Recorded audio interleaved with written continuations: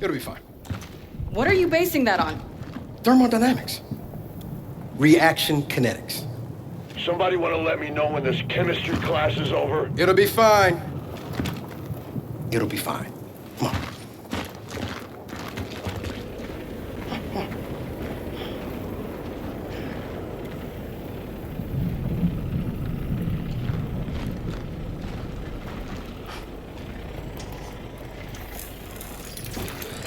Great. Safety first.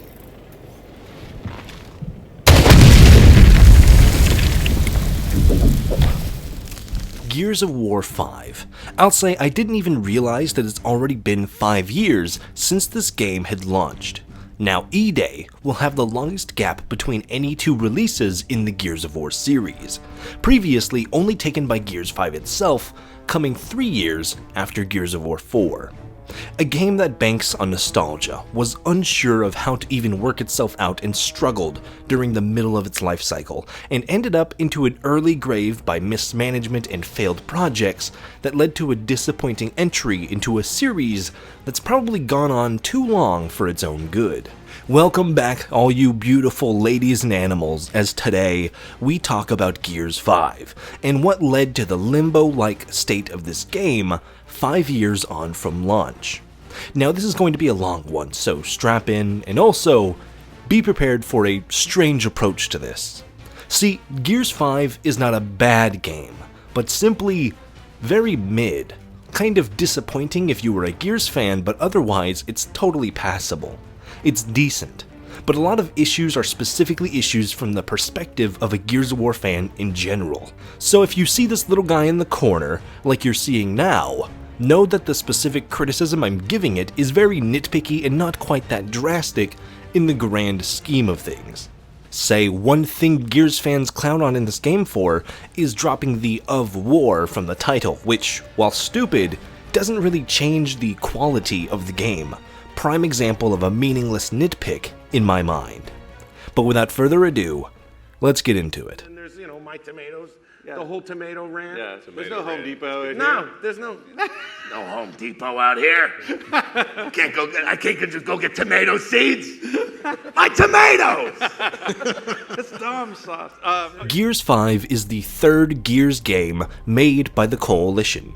First, they started with Gears Ultimate Edition, a remake of the first 2006 game that was faithfully recreated from the ground up, and then Gears of War 4, an awesome reintroduction to the series with updated gameplay that felt smoother and looked even nicer. People have their issues with Gears 4, but for me, I personally love that game. And then Gears 5 was announced. The trailers were cool, and it felt like most of the complaints with Gears 4 had been heard. The warfare was back, bigger suits of armor had made a return, plus the game was gonna come out a week before my birthday, so obviously this felt awesome for me, as a die-hard Gears of War fan ever since I was, well, probably too young to be playing these games, if we're being honest. But regardless, we know now from sources inside the studio and members of the dev team that the Coalition did employ a small army of contractors though. Roughly a third of the people working on this game, basically meaning that instead of a dedicated team that worked on Gears 4 and then came to Gears 5, you had people who came in fresh, worked on just this game, and then left right afterwards. Combined with issues behind the scenes, like with major designers going to the wayside, losing the game's director just a year in to the Blizzard team on Diablo 4, Rod Ferguson, who had been working on Gears since 2006 back at Epic Games. Other sectional leads for PvE and multiplayer also going off to the Underdark after the game was already in full production, which is never a good sign. Because losing the lead on a creative endeavor like this is not the same as rehiring a general manager at your local Target. We saw the same kind of thing happen with Snyder's Justice League. When one head leaves and another comes in, the vision entirely changes. This same thing happened with Halo Infinite, and to a minutely different extent, Gears 5. When a lead is replaced, they have to bring the next guy up to speed, then adjust based on their new and sometimes wildly different vision that has a separate set of challenges and complexities to it from the previous lead. I'm going to rag on Gears 5 a lot in this video, but I would like to make clear that there is a lot to like about this game as well. The animations are clean and characters finally feel like real people rather than sliding across the ground. Sound effects are crisp and really help set you in the armor. Visuals and graphic fidelity are on an entirely new level between all the different environments and locales throughout the game. The voice acting is top notch with lots of familiar faces and even new ones that are all spectacular. All the guns feel responsive and accurate with little latency or issues with controller input, flowing way smoother, where multiple button presses all back to back in Gears 2 or 3 would have been impossible before.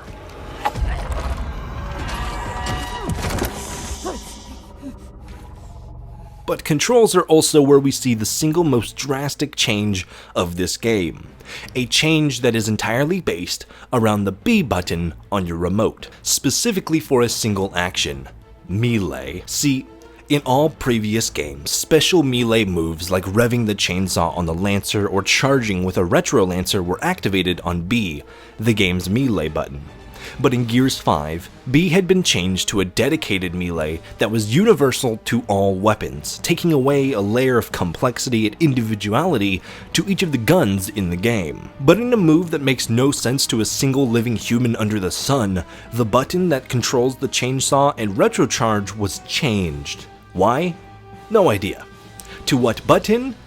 I'll give you some time to guess, because holding down the B button didn't make the cut, something I can only assume was changed to allow the use of a 3-hit combo on melee that activates when you hold down the B button on the last strike. By the way, this is an ability you'll never use outside of PvE on easier difficulties, or maybe during the campaign. Anyway, did you make a guess on what it was changed to? The right bumper.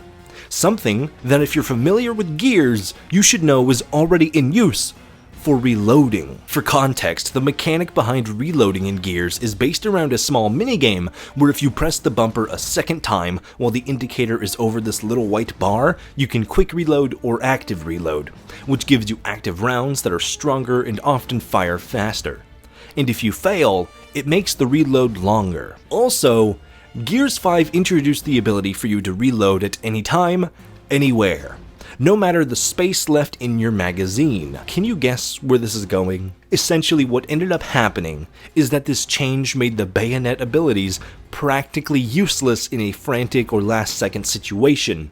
Because more often than not, when attempting a close-quarter chainsaw, you'll end up reloading and instantly failing the reload, which makes your character entirely defenseless for a few seconds. An issue that is only an issue in Gears 5 because of this choice to switch to a dedicated universal melee that requires the ability to hold down the B button for a combo that is never going to be used by 99% of the player base. If you've played the game, you might not even know it exists. It's not even an action that the game tells you about, it just exists hidden in the combat of the game. But aside from the controls, there's also a lot of changes made to the weapons, or the majority of where the gameplay is. The Lancer now looks uglier. The Hammer Burst is finally a burst weapon again. New weapons like the Lancer GL are fun and great to use, trading the bayonet for a better fire rate. The Talon is a better form of the Gorgon, and the reinvented Scorcher now leaves flames on the floor while active, adding a little layer of depth to the handling of it and making it better for crowd control.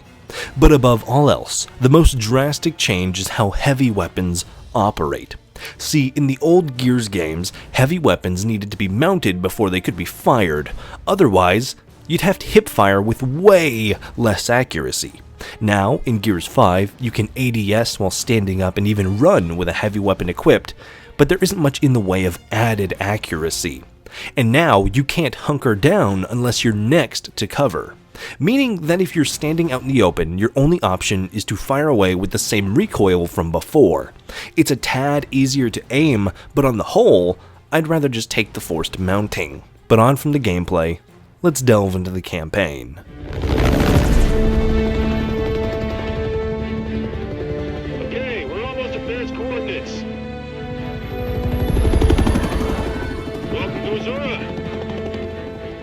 But we leave the gameplay for now, as we begin the journey into the campaign that this game has to offer.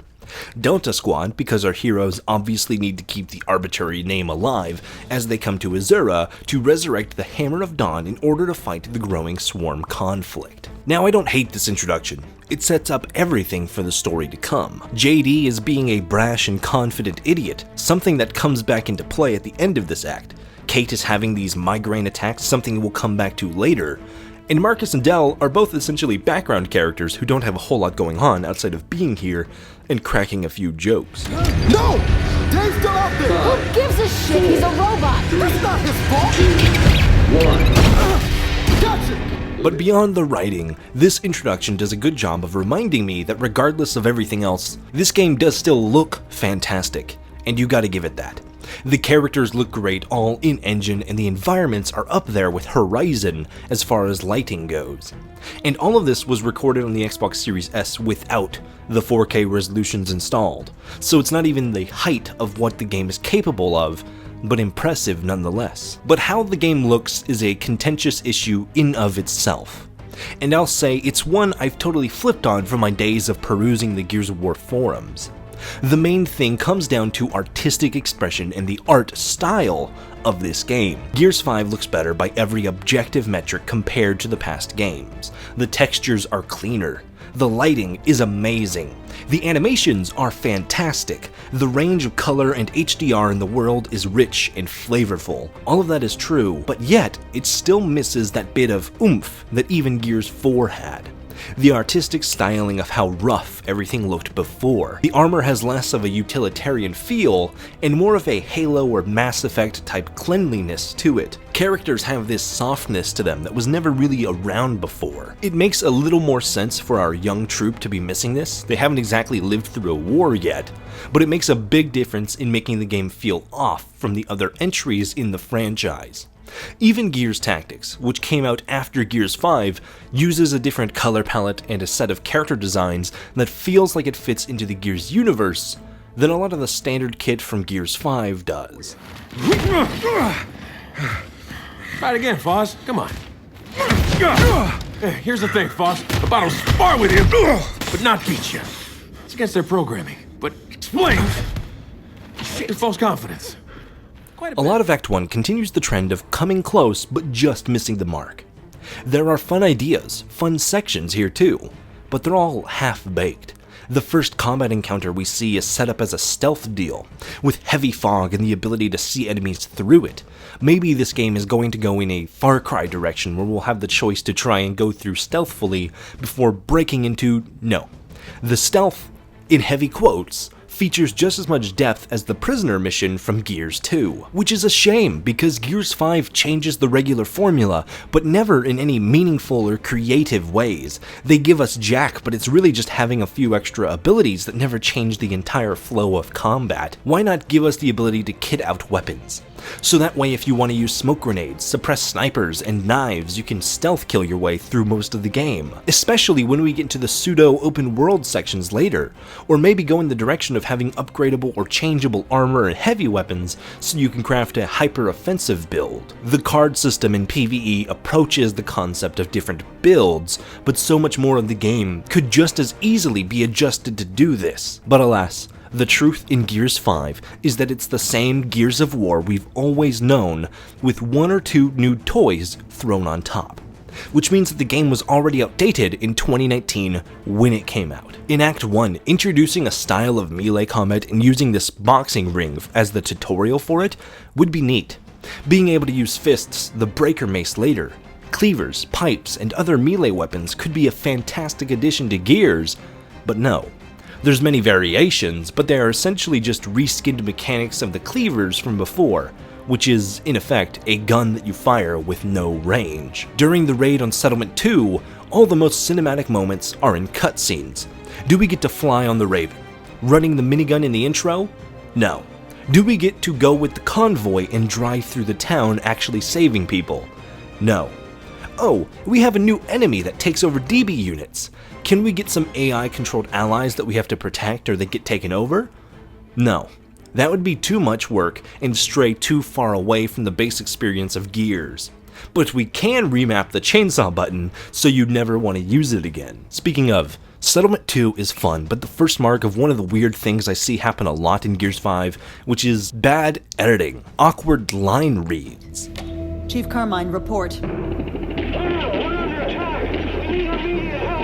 Please, slow down. Like you really couldn't hear him, or strange cuts that come out of nowhere. But outside of that, it does have some cool stuff. The Hamilton parody, which confirms Michael B. Jordan is the Lin-Manuel Miranda of the Gears universe. This fight against a corrupted DB with the turnstile, which kinda gives me Kino der Toten vibes. But then we come back to another example of show rather than letting us play. Why not make JD's run into the Swarm a playable section, where you see the hammer pointer come up as you try to line it up with the enemies manually? Well, that wouldn't work, because if we don't have convenient waist-high cover all over the place, the game is literally unplayable at higher difficulties. All this ties into an issue with Gears 5 that the series has failed to escape from the beginning: a lack of variety in the ways that you can take down enemies. Now let me elaborate here, because the game has dozens of weapons you can use. You can throw a grenade, tag an enemy with it, take them as a shield, and then use them as a suicide bomber. Weapons often have an alt-fire from the chainsaw bayonet to the rocket launcher. Some enemies have weak points like the helmets on grenadiers or soft spots on snatchers and carriers, but there's a glaring issue with all of these. The worst part is the fact that all enemies have the same foundational weakness: bullets. See, this is an issue that existed in Doom 2016 that Eternal was able to solve. In the Doom reimagining, pretty much every single enemy can be dispatched in 1 or 2 shots of the super shotgun, making most weapons obsolete outside of personal preference. In Eternal, this was shifted to make certain enemies weak to different weapons. Shields need plasma to be taken out, the scope on the rifle makes spiders much less dangerous, and more. All to make the domination of the super shotgun less oppressive on your loadout.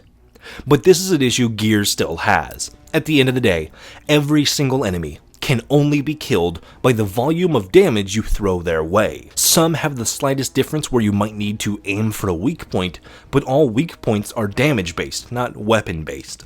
So we're in a game like Helldivers where you need different tools to take on different enemies like explosive or anti-armor rounds. In Gears, it's just about as complicated as picking the gun that deals the most damage. Whether that's a long shot which one-shots all the infantry enemies, or a boom shot that kills everything in 3 to 4 projectiles max. A simple change would make different enemies resistant against different types of damage.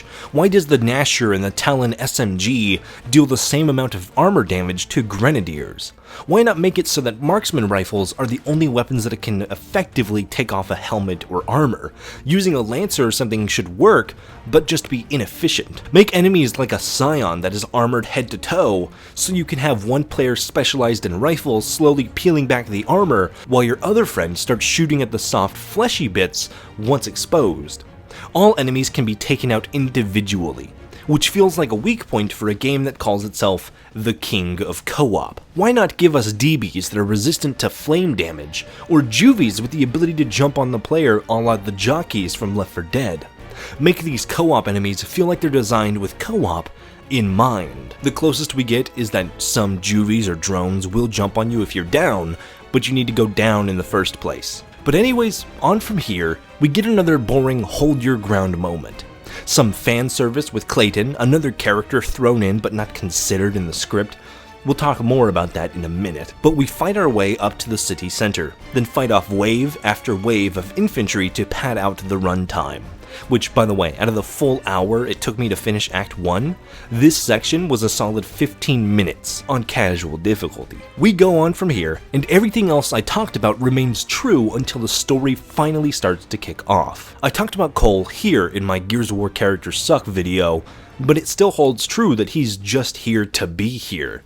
Like he was in Gears 1 and 2, but without all the charm. Foz and Del have their little thing going, and the Settlement 2 Massacre was a fun subversion that I didn't expect, and it's a good starting point for a redemption arc. We get more of JD being cocky and getting a Carmine killed, which feels like a shoehorned we gotta kill a Carmine moment. Not because Lizzie is a cool character and it's a waste of one of the few likable characters in this story, but because Clayton has no reaction.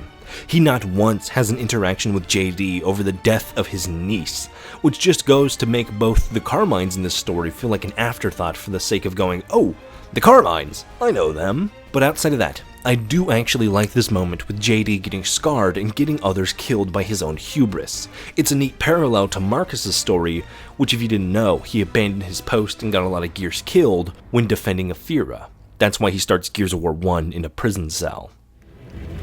Of course. Can I recommend we maybe get these people out of here? Hey, just slow down. No, Foz is right. We need to move. What are you talking? Oscar's dead, man. Give her a minute. She'll get her minute in the Raven. What the hell is wrong with you? Now we need to leave. I'm not going. Excuse me? The start of Act 2 is more boring than the entire Ironwood section from God of War. Again, we're close to a good idea with the chance to explore an outsider settlement that does feel alive and is just super creative, setting itself up in the belly of Gears of War 2's Riftworm, using the bevel in the ground to establish geothermal energy from the surface. But I feel like we missed a few steps when you look at the designs too closely. There's a weird sense of underdeveloped construction happening. It's a new settlement with metal constructions and buildings, but the signs are awkwardly painted on. Or the turrets, which are just mulchers glued on like a bad kit bash. This is a hand-cranked minigun that's just awkwardly attached to a pillar. Is this really the best we could do? But regardless of this whole intro feels forced. Kate killing Oscar through the swarm is odd because why give us control over the drones if it serves no purpose outside of establishing that she is kind of in control? The cutscene right after this is 7 minutes. We couldn't cut anything from here. The section feels like we're padding for time as there's literally no objective. You're just meandering around in something that feels like it's supposed to be a callback to Beast Mode, but isn't even fun to play, at least on the repeat. I know I just criticized Act 1 for not letting us play through any of the big moments like the helicopter ride or the convoy, but now we have an example of them doing it, but it's done very poorly because there's nothing to do when you're playing as the Swarm other than fuck around and kill NPCs with no real inherent goal.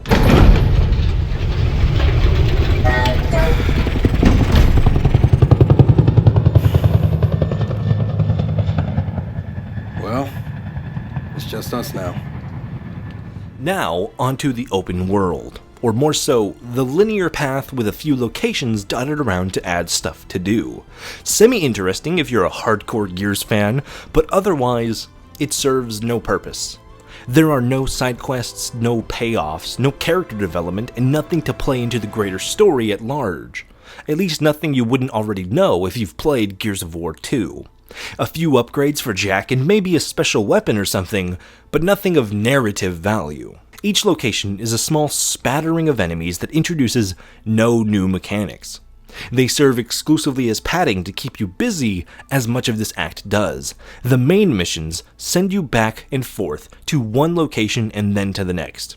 Something resembling a puzzle at the radio towers, and the only slight deviation from the main gameplay is an escort mission where Jack picks up an explosive container that you have to protect on the way out. Other than that, it's literally all the same. Go to place, kill things, grab item, move on. There is no reason for it to be an open world like this. Not that taking it away would have made it better either, as even the closed linear sections are still pretty bland. In 2006, 2008, I can accept repetitive gameplay even if I acknowledge that it's dated now.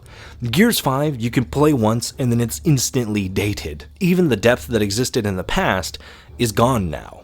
They bring back sires, but instead of keeping the unique trait they had where sires would fall over and get back up until they were literally chunks on the ground, now they just die if you shoot them enough. There's none of that same knockdown mechanic which made them scary to begin with. This is a similar trait to the rejects or stumps. You see pieces get knocked off of them, armor and scraps, but it's almost entirely cosmetic damage, like a Mortal Kombat character getting bloody mid-match. It is just disappointing that we don't have any enemies that play against the kit of the game. Sires were unique, and now we're back to enemies that can just be killed by the volume of damage that you send their way. We have the skiff. Is there a weapon thrown on it with enemies that chase you around through the snow? No. There's a cloaking device. Do we have any enemies to use this on specifically? No. It just makes enemies easier to kill. All the gameplay is just... it feels so uninspired. For a series that used to be so creative with enemy variety and unique guns, most of the abilities feel like afterthoughts.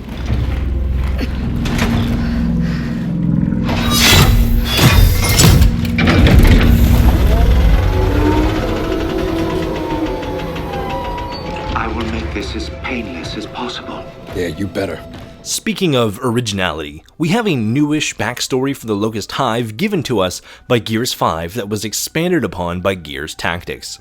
And maybe this is just me, but this change is really lame. A lot of the old theories for the Locust fall in line with the Coalition's explanation here. You have Mira, who's a child of emulsion-sick miners who becomes immune to it, and through her, Niles develops the Locust to become super soldiers before getting shut down and pushed underneath Mount Kadar, where other creatures like Corpsers, Worms, and Cantus meet up with the Queen, and a new civilization is formed. Based on the new canon from 5 and Tactics, the Locust are entirely man-made. There is no ancient civilization, there are not that many native species to Sarah.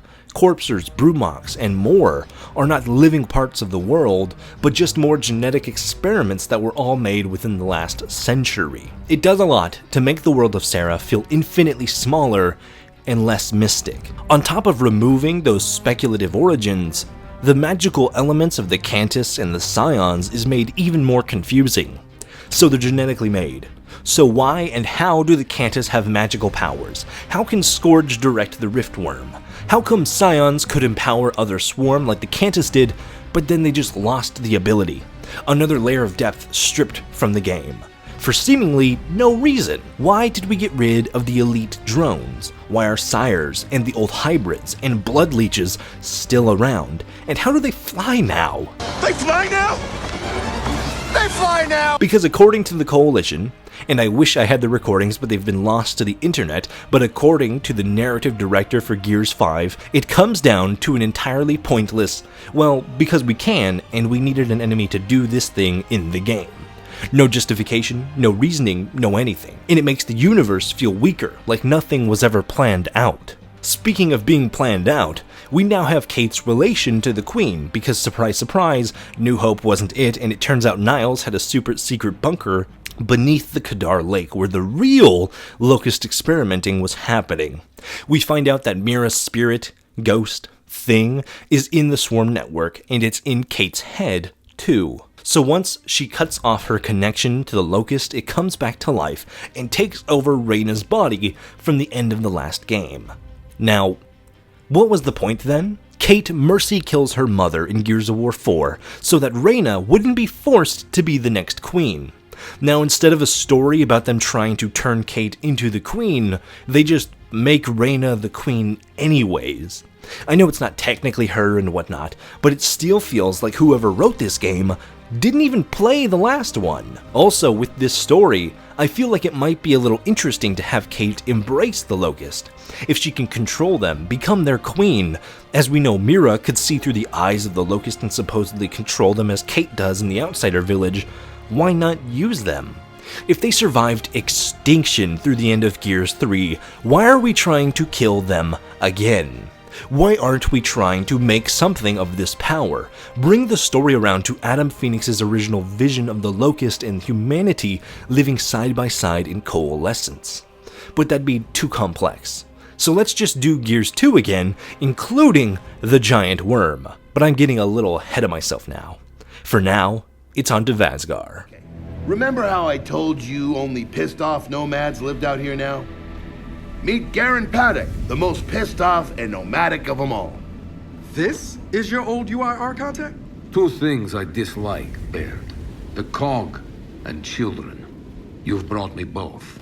To get the good things out of the way, I love the location of Vasgar itself. It's probably one of my favorite locations we've ever been to on Sarah. The red sands, the fire tornadoes, and wind flares striking down to create these fantastical glass trees, which is a very real thing to a much lesser extent. It's just so very cool. Seeing more of the UIR and everything else is also amazing. But it's still bogged down by the slog that is Gears' base gameplay. The airport would be an interesting location if Gears outside of combat did anything new, but it's stand around and walk slowly through the area as characters talk for minutes on end with nothing of interest to say. Every mission is go to place, press button, and move on. Later on, you go to get this rocket so you can launch a new Hammer of Dawn satellite, and you might be tricked that there's something going on when the rocket races you back to the bridge that you crossed over to get here in the first place, which is a lame setup considering the amount of time it took for me to go from the bridge to the rocket and start coming back, and Paddock's men that had opened the bridge the first time just disappear. They left the controls. Why? What were they waiting for? Did he not know we were going to send the rocket back? It just feels like there's no planning going on here. But the game continues on the same. There's talk about how the Swarm are evolving and more organized, but the AI isn't any smarter. There's no change to their gear. We have tougher enemies that go down but not out more often, but the Grenadiers still only have the helmet, and Elite Swarm are only different in that they use slightly stronger weapons. But that's about it. And we're at a point now where most of the difficulty added to enemies is giving every Scion or Stump a Bastion to shield them, changing it from shooting the bad guy to shooting the drone, and then shooting the bad guy. The claw is unique. I like the idea of a weapon that can counter the Lancer chainsaw attack, even beat it out. But it brings up a really strange thing for me. Why does the mace break? When the whole point of the Locust crystals is that they are basically unbreakable? The Wardens are covered in crystals, which makes them bulletproof, and the claw uses crystals to defend against the chainsaw. The Locust being covered in crystals is why they had to bury the bodies underground. But the mace falls apart if you swing it too much. Is it supposed to be the stick part breaking? Why? Outside of gameplay needing weapons to have ammo, why put a limit on the weapon made out of an indestructible material that isn't even all that effective in combat?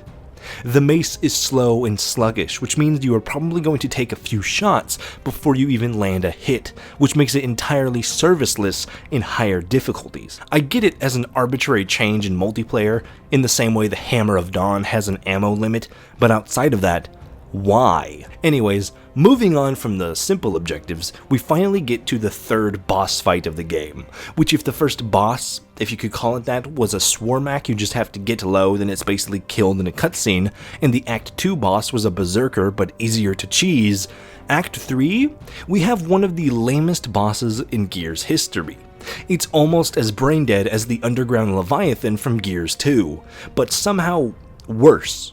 It's basically a game of whack-a-mole where you just wait for the holes in each tentacle to open up and then fire upon them, with the third stage of the fight just shooting these tongues that aren't even really a threat.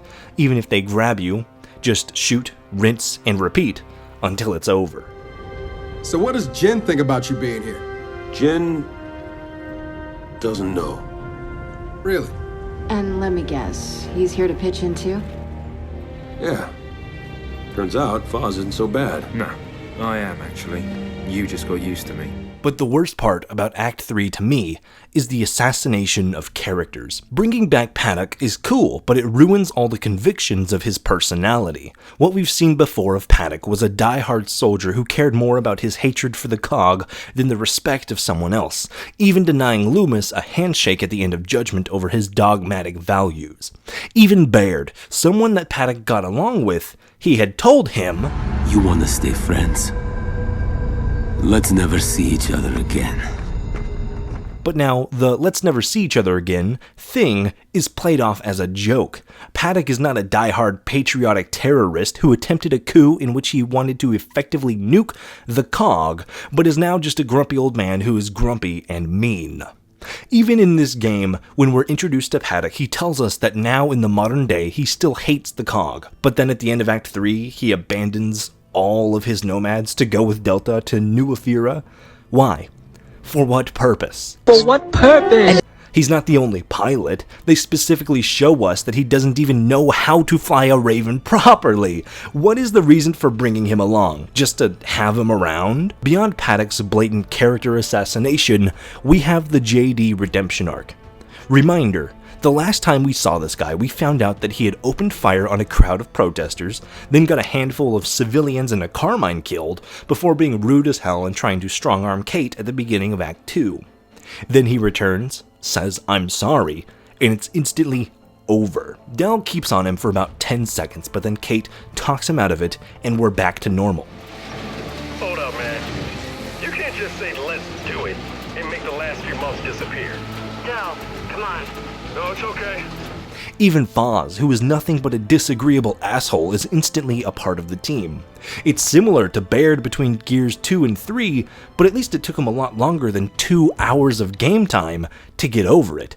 It feels like there was supposed to be a whole extra act full of character development that we just skipped over. And I don't hate this character arc, it's just rushed and it comes literally out of nowhere. At least I can give them with Foz the fact that he is getting saved by Del on the back of the train, being in combat together is a good enough excuse for me in order to get these characters on the same page. But after the whole fit Kate threw before, why does JD just get to come back? Another thing that is just off about the COG in general, and the game makes sure to hammer home the point that the new COG is just the same as the old COG, but they aren't. At the beginning of Act 2, Kate isn't just being whiny, she is straight up just not following orders.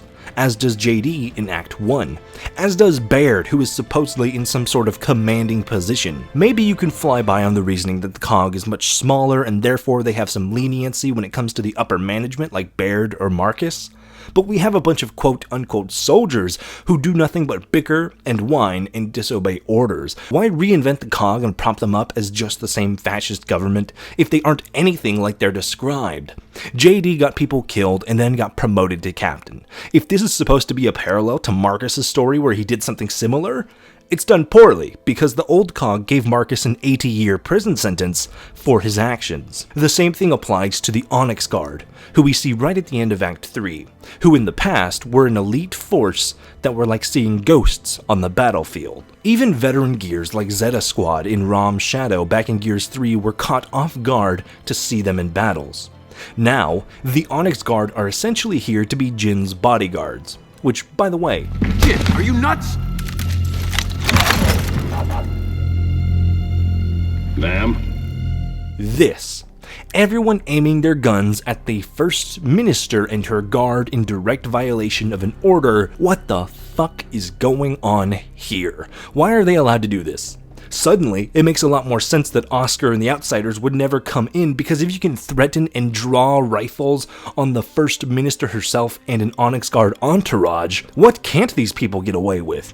This is played off way too cool for how drastic these actions are. There is no order, there is no structure, no control. Jin specifically says every time that they cannot use the hammer, and then they just do it anyways. Is she the president, or is the title First Minister merely a suggestion? In Gears 4, the COG were portrayed as a threat with an endless army of drones chasing down our characters. If not a little misguided and incompetent at times, in Gears 5, now they are straight up Looney Tunes and are more akin to cartoon stormtroopers from Star Wars Rebels than a serious fighting force.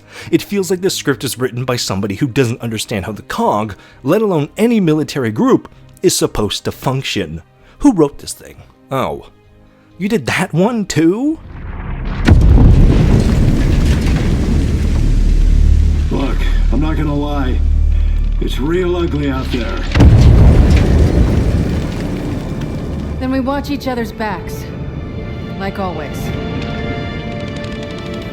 Okay, I was getting a little heated there. I apologize. Just some of the things about this game really... God. We're only halfway done with this fucking video. Anyways, moving on to Act 4.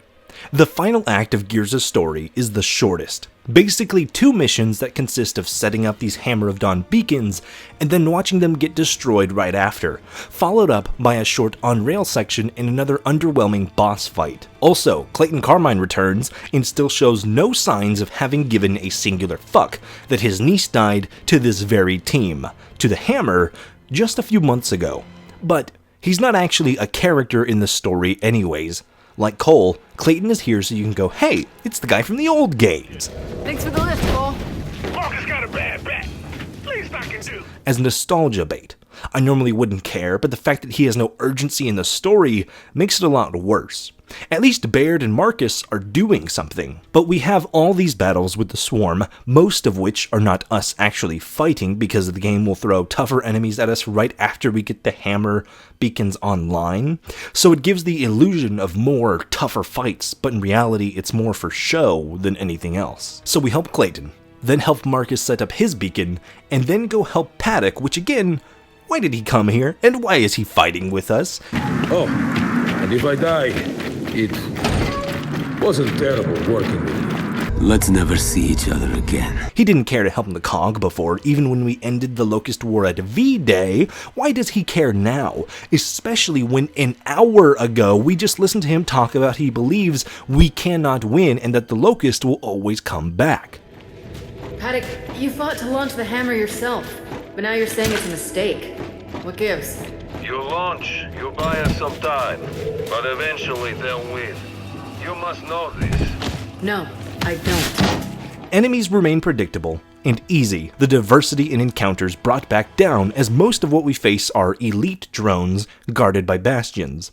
And of course, the final boss is just brain dead as all the rest. The fight consists of continuing to shoot the tongues off this thing and occasionally pressing a button on this console to blast it. It's a little bit faster than before, which makes the fight feel more frantic in some ways, but for the most part, you can complete this fight with half your brain turned off, even on the hardest difficulty in the game.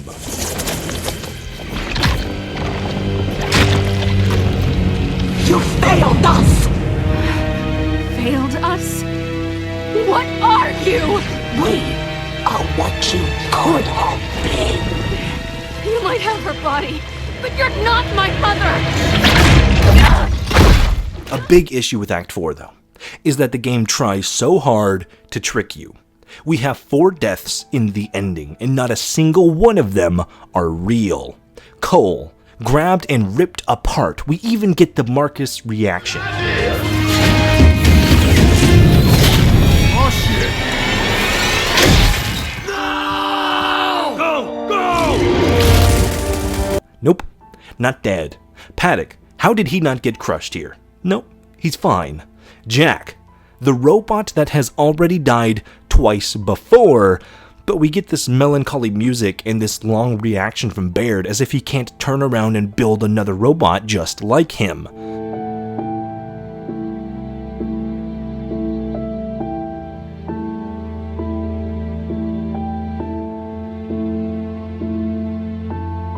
Yes, Jack is one of a kind, but he's died before. Are you telling me we absolutely cannot just build another one? And of course, the choice. I made a whole other video back when I started on YouTube all about this.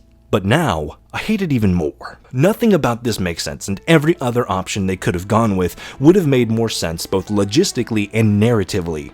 Essentially, we get this dramatic cutscene where right after we set up the Hammer of Dawn, the new Swarm Queen Reyna comes out of nowhere and just destroys the beacons before taking Kate and JD and Del hostage. Oh, also, all their guns just happen to fall into the ground. Nobody has any sidearms or a second gun, which stay magnetically equipped to their armor, but hey, let's say they are unarmed. The best that Del and JD, 2 special operations soldiers, can come up with is to charge Reyna with knives, Arkham style. And once grabbed, Kate has time to throw a knife and free one of them, but can't just throw it right at the Queen's face? Tommy, now! I'm not saying you can't do a choice like this, but if you are going to do it, don't write it in a way that makes it feel like every single character went stupid right beforehand. At least with Dom and Adam in Gears of War 3, it felt like there was no other option. In here, there's dozens of options that we just ignore. Where's Jack? He has the ability to hijack swarm creatures, deploy stim, make us invisible, hell, just using his taser, that's strong enough to kill things, but he's nowhere to be seen. Did the floating, invisible robot get taken out by debris? Because he's with us when it all comes crashing down. Regardless, this was a really stupid decision that feels more like a cheap bit thrown at the player for shock value rather than adding anything to the story. But not if we find her first. But the choice, along with some strange decisions towards the end of the game, make me think that turning the ending into two split paths between JD and Del wasn't always the goal. Because if you play through them both, the Del Lives path has some awkward lines that feel like it was recorded after the fact. Like there's so much more emotion from everyone if JD is the one to come out of it. It makes me believe that Del dying was supposed to be the canonical choice which would fit more narratively. Think about it. One of the main through lines in the game is that JD keeps screwing up and gets someone entirely indifferent to him killed in Lizzie. While Del goes and is there for everyone, JD getting Del killed near the end of the game would be a great point to start him on the path of an actual redemption, something tragic that pushes him into the right direction to change and stop being such a cocky asshole, in the same way that Dominic was a lot quieter and more serious after Maria's death in Gears of War 2.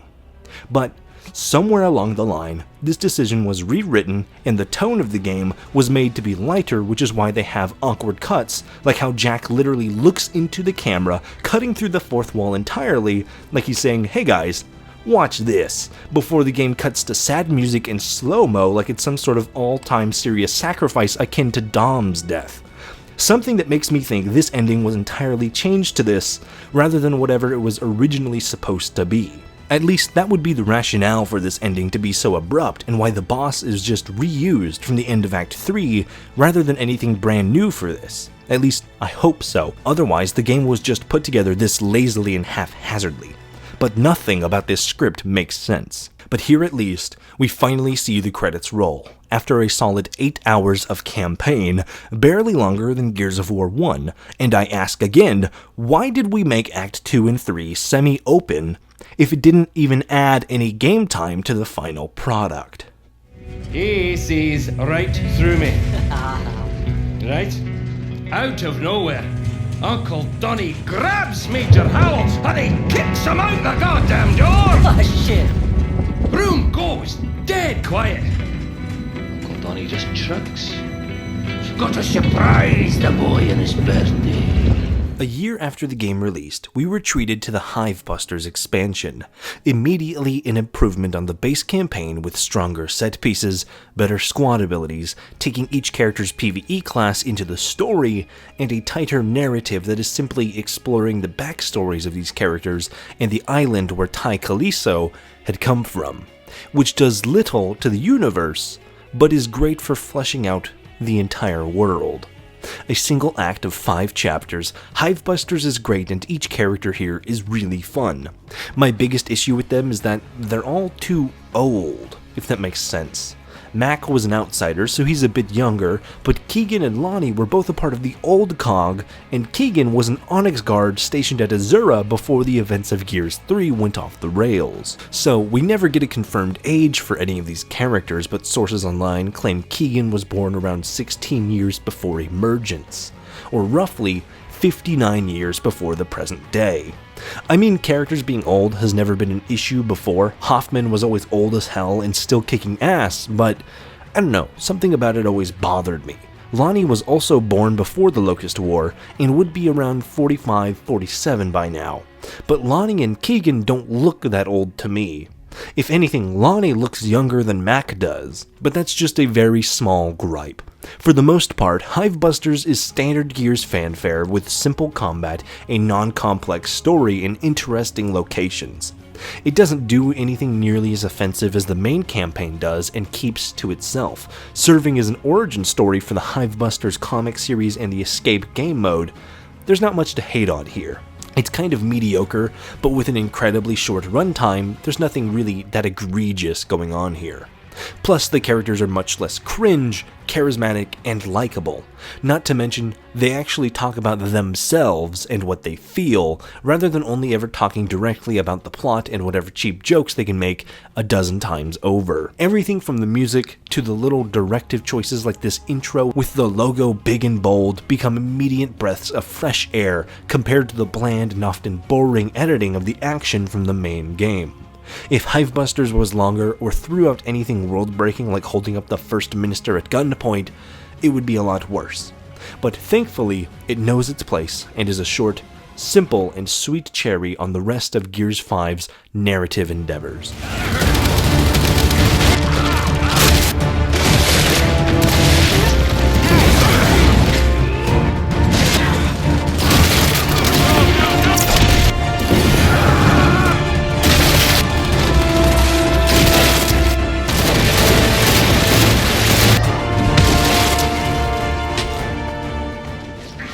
The state of PvP in Gears 5 is a weird one. Most of the people left playing are people who never stopped. Ranked has been made obsolete with a leaderboard-based system that scores your rank based on total score, which means you rank up by volume, not by skill. Players who go 3 for 27 can end up in the top 10 rankings just by playing enough matches, making it effectively useless to rank different players.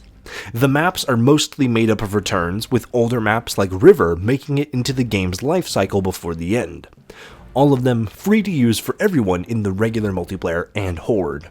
But gameplay-wise, it's still very dated. The last tuning patch has left movement very sluggish and slow, the Gnasher continues to kill in a way that is very inconsistent, and even though the markers that show where each pellet hit is nice, it tends to lead to more confusion more often than not. The kill cams, a first for the series, are totally useless because it doesn't show you anything client-side, so instead what you're seeing is the game's interpretation of your actions and the other person's actions, and it's often totally different from the thing that actually occurred on your screen. I actually forgot that they existed before making this video because I've had kill cams turned off since the beta. Most game modes never get chosen, so you're going to end up playing basically King of the Hill or Team Deathmatch exclusively, even though game modes like Guardian and Dodgeball are still very fun. We also have new game modes to Gears like Free-for-All, which was in Judgment, but this is the first full-on title now. Also Gridiron, which is capture the flag, but without all the charm of the same game mode in Gears 2. Weapons like the Buzzkill or Breaker Mace are killed in the meta because people can maneuver around them too easily. And the smoke grenade is way less effective than the older games, where the smoke used to conceal and stun before. That mechanic has been cut in half, where the smoke grenades conceal and then flashbang grenades stun you, but they also blur your vision. So there's no reason to take smoke unless you're setting up a very specific push with your teammates, not when a flashbang leaves your enemy entirely open to an attack. Spawns suck. Rather than making it clear who does or doesn't have spawn protection, you just have to guess. In modes like Guardian, where you used to be moving all around the map and people spawned on you, allowing the leader to push up and be a little testy since they brought the team with them, now everyone just spawns at the edge of a map. Meaning it turns into tower defense, where leaders just stay put all game until someone gets too close and triggers the spawns to swap, forcing the leader to make a run for it. The same applies in a mode like King of the Hill, where instead of the spawn moving around and making it more fair for both teams, the game is now balanced on the side of whoever spawns closer to the point. Just a lot of small changes that make a difference in the entire formula of the game. I can see where a lot of older fans come from when they say that the newer games killed PvP with the reliance on the Gnasher, but honestly, in a strong team that understands what they're doing and isn't just gonna rush into the ring without thinking about it, a balance of Lancers, Gnashers, and obtaining power weapons across the map can do a great deal to keep you agitated on the field. In all, it's a balance. Like in games of For Honor, it is incredibly hard to take on the entire enemy team solo. You need allies, so uncoordinated pushes will just result in your team getting stomped Foot Clan style. I mean, come on. How do you guys expect to beat me? While in rare instances you can do it, it's just not likely nor consistent unless you're a Mega Alpha Chad who makes crazy moves and dominates over the entire game. The multiplayer can be fun though. A couple matches with friends, taking it casually at least, the competitive scene is almost entirely controlled by players that never put the game down, meaning you're gonna have an incredibly hard time breaking in to a game that already has a pretty high skill ceiling. But, like many games in the modern era, Gears 5 was not safe from a slew of bugs in the beginning. From broken AI, connection issues when playing co-op in the campaign, or players turning into the Silver Surfer, and leaders in Guardian being given infinite X-ray vision. Gears 5 took these pretty far. with most of the issues persisting much longer than they should have, and while mostly patched out today, the tuning that was shifted once every 3 months was tagged with the same messy netcode Gears has been known for. It has led to a very shifty end state for the game.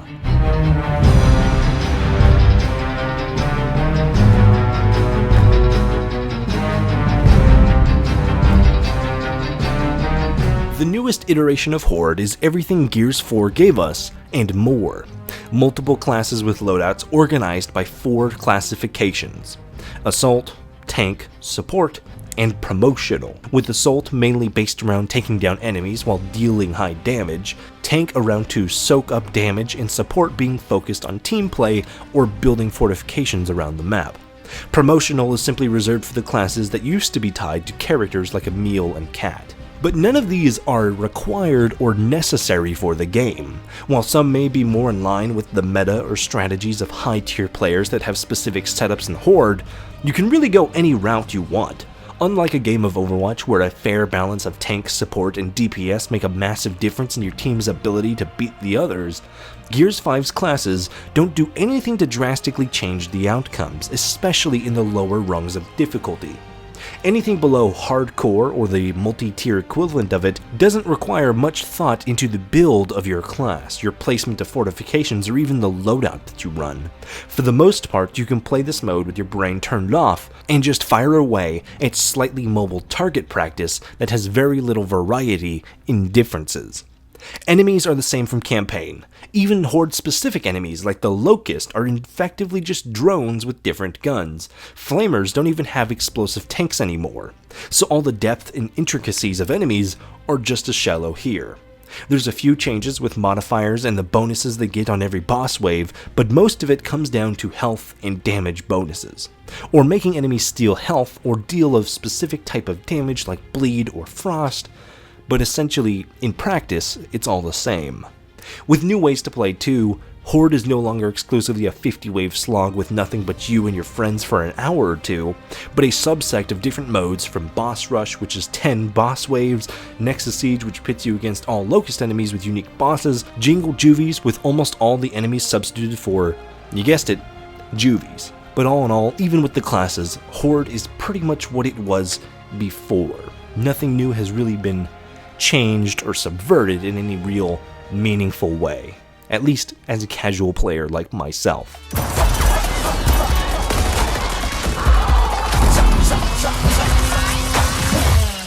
Personally, and this might just be me, Escape is the best PvE mode that Gears has ever had.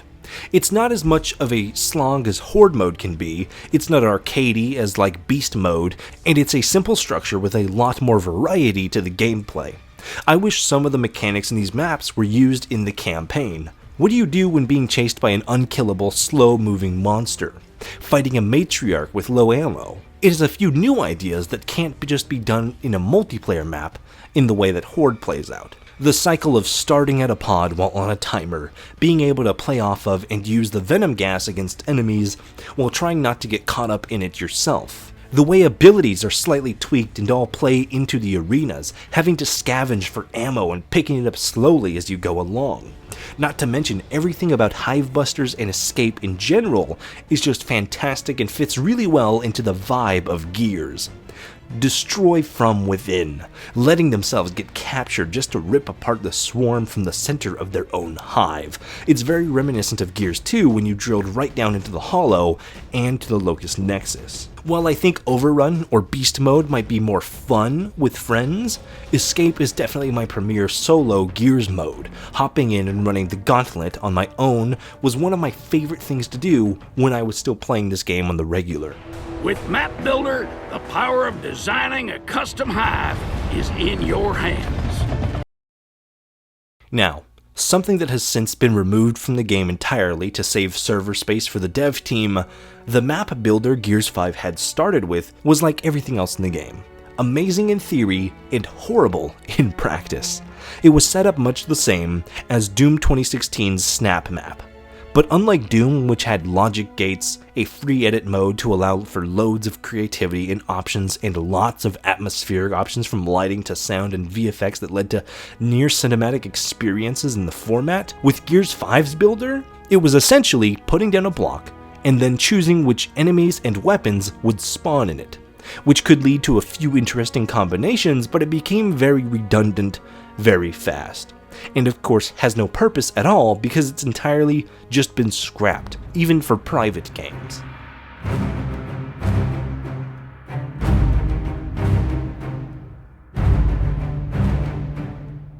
The seasons for this game also felt more harmful than not most of the time. While I enjoyed new ideas like gridiron, free-for-all, and more, constant balance changes that favored a dying esports competitive scene over the majority of players hampered the game's development. One season would be fantastic and fun, and then the next would be like throwing on 50 pounds while half of the guns in the game became useless.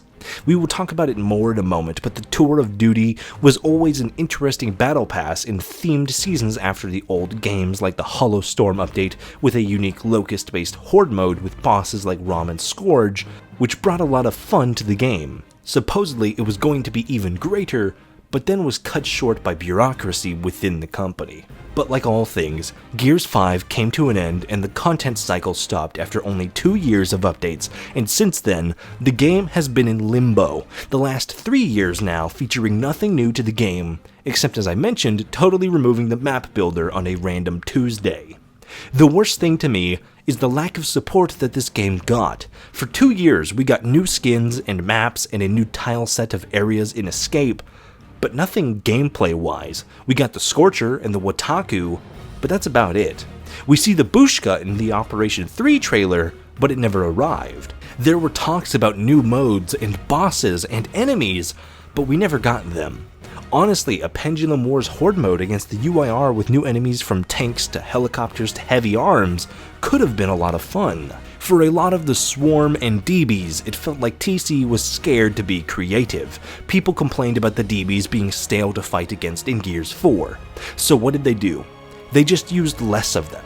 They didn't make new DBs that were more fun to play against, they just tried to cut them out. People complained about the lack of diversity in the Swarm, and what did they do? They gave us 2 versions of every drone that are slightly different and really only change by their loadout, but otherwise they all look identical. Depth was lost as Scions had their ability to boost scrapped. There's a few new things in 5 like Wardens and Bastions, but not nearly enough variety in the rank and file troops on the ground. It feels like the reception to Gears 4 just really scared TC and made them weary about trying to do anything new. And when they are new, like poppers, it just feels so lazy and tacked on. Functionally, a popper is just a ticker or tracker, but in juvie form. Aesthetically, it's just a juvie with a couple grenades slapped on its back. Is this the best we could do?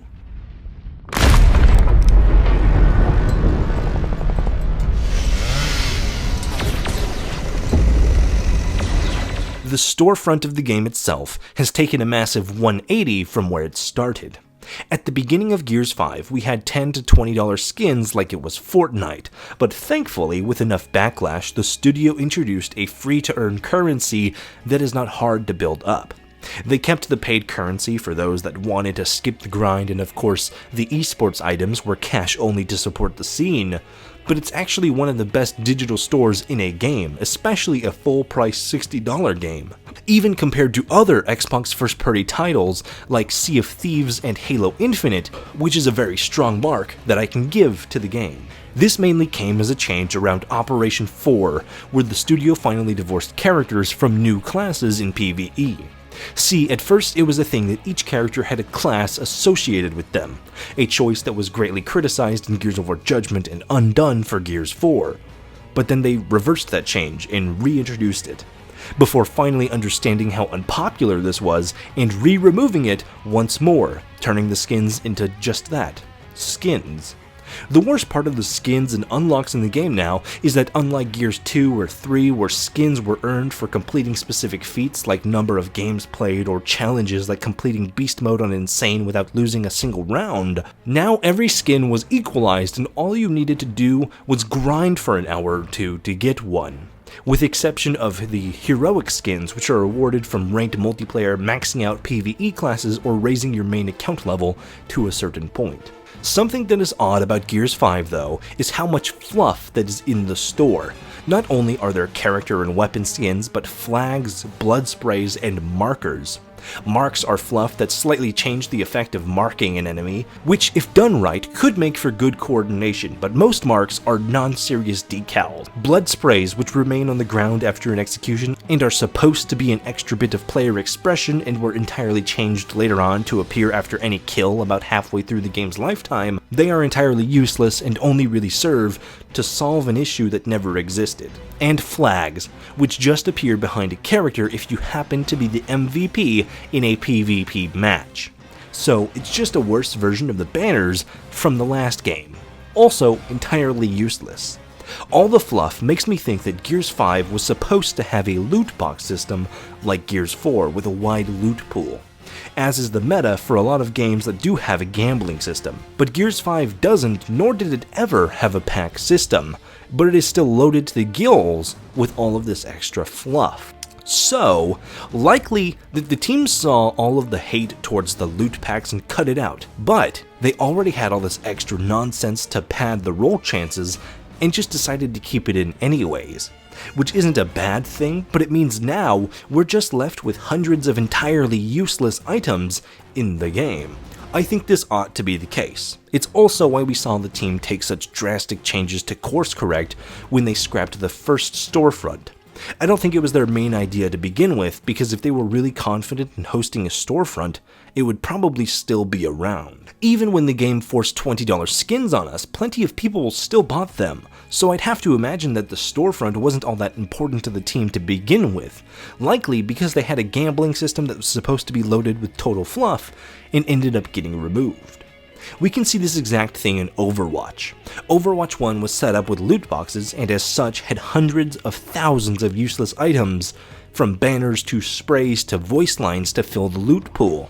But when the game switched into Overwatch 2 and scrapped the system, the team continued making hundreds of banners and fluff pieces, but they serve much less of a purpose now that they can't fill up slots in a gambling machine. Not to mention the emotes, which have no place in the game outside of being extra toxic. But it also doesn't help that most of these are just sauceless. They're fun on occasion, but instead of fitting into the Gears universe, they feel like they're really desperately trying to toe the line between serious M-rated shooter and Fortnite dances. Up yours! I don't hate emotes, and I even like a few of them, but man, whoever was in charge of choreographing some of these just really needs to get a grip on things. Same goes for executions, which can either be really awesome or just look totally off. But the greatest sin as far as cosmetics go for Gears 5 was the absolute volume of guest characters. Batista I can give a pass to, he's a big fan and was added to the campaign. This to me is no different than having Ice-T in Gears 3, but everyone else, why? We have these WWE stars who were added.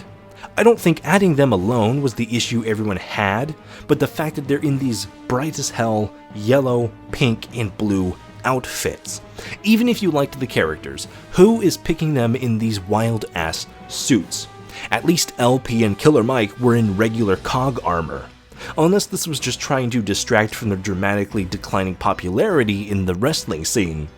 Or, that video with Paige. And then Halo, as a promotion for Halo Reach getting added to the MCC, I guess.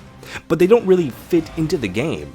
And then the Terminator, not just one, but two. A character that has 0 voice lines, was quiet as hell, and used to be a cheap player more than anything.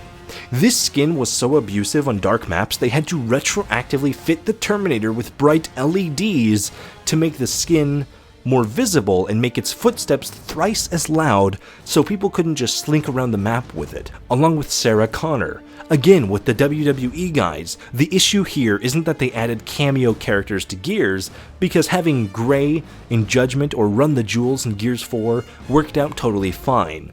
But the fact that none of these characters fit the universe or seem to make sense to the game outside of being a marketing tool for a movie that nobody saw Why are they here? At least Mortal Kombat makes an effort with some multiversal excuse. These are just walking advertisements that become instantaneously outdated.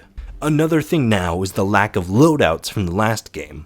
Gears 4 allowed us to customize skins for the COG, for the Locust, and even keep a different set for PvE. Now with a greater focus between factions and honestly some of the best skins in the series and a greater PvE focus, why did they scrap this? Why is it all one homunculus? Swap All is a great quality of life feature, but the other bits were just removed in exchange for a worse option. Why did they do this so many times? Quality of life is all over the place. Some things, like a campaign lobby and options and custom versus matches, are fantastic additions, but then functions that were in Gears of War 4 are just totally removed. That being said, the New Day or Terminator didn't ruin Gears 5. These exact same characters could have been in Gears of War 3, bright pink and blue, all the same. And that game would still be fantastic. Not that they'd be popular or I'd want to see them return, but of all Gears 5's problems, everyone points to this as the most blatant example. And I get it. It's easy to see in clickbait how far Gears has fallen. But there's been ridiculous shit in Gears of War forever.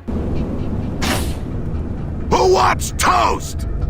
The issue is that the game itself has so many issues that makes it less fun to play. And having this on top of that just makes it feel so much worse, like the developers just didn't care about the fans who were invested in the series. But I will also give Gears 5 the credit that this game has so many fun and good-looking skins. My favorites in the Gears franchise come from this game, from Hollow Storm Clayton to the Lambent Rom, the Grenadier Centurion, and the COG Commandos.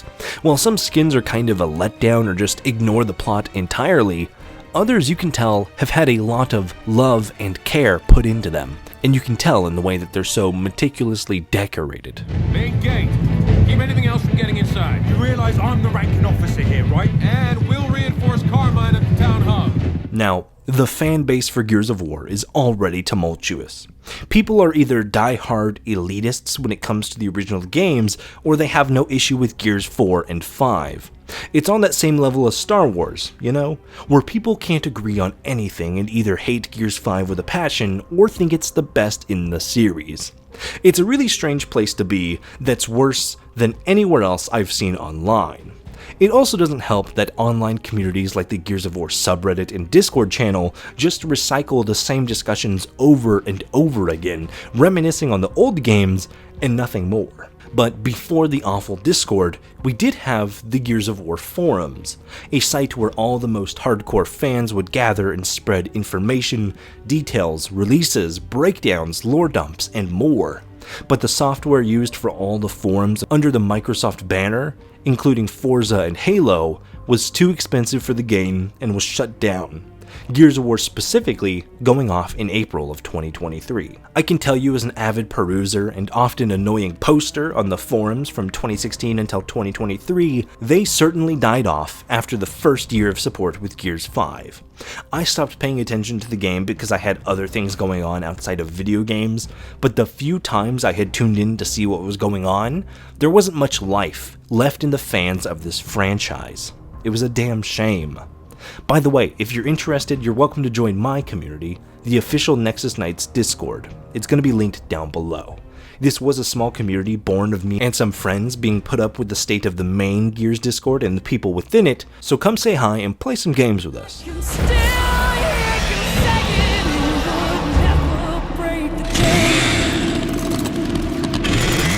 Gears 5 is not a bad game. The story is odd. The gameplay can be repetitive at worst, and kind of uninspired at best. It's by no means an absolute must-play, or something that's going to change your world, but it can still be fun.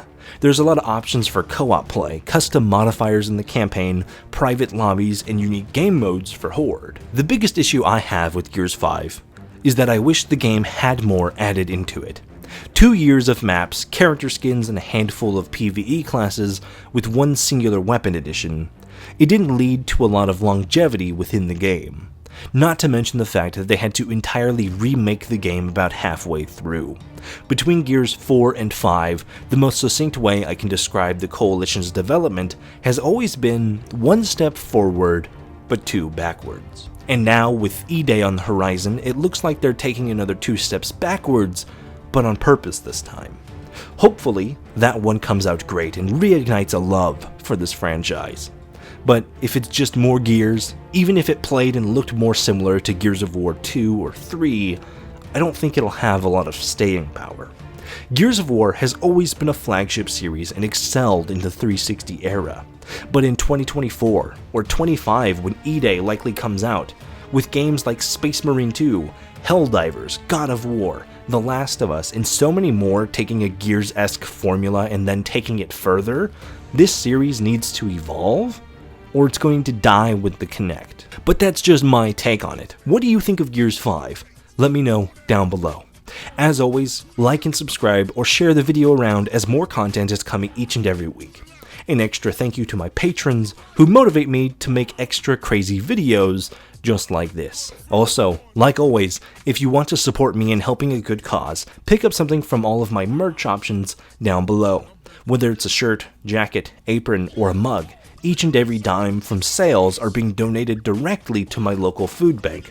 So get yourself an awesome, super soft piece of clothing while doing good at the same time. This one has been incredibly long and just really took a lot out of me. So I hope you really enjoyed the ride. As always, stay cool, have fun, and be awesome. Buster out.